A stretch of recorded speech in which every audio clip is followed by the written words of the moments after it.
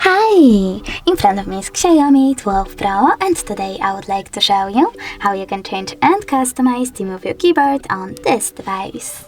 First of all, go into Settings. Now you need to scroll down and choose Additional Settings over here.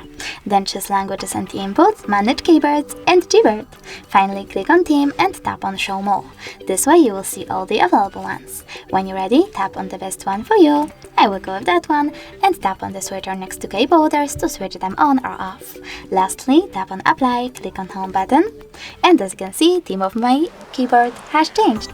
But you can always go into the same settings and customize your theme by tapping on this plus icon under My Themes, select the photo that you wish to apply as keyboard's background, pinch it to scale and drag it to move.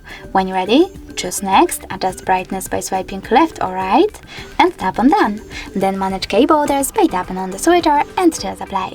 As you can see, theme of my keyboard was successfully customized with an image. Thanks so much for watching. If you enjoyed this video, leave a like, comment, and definitely subscribe. Bye!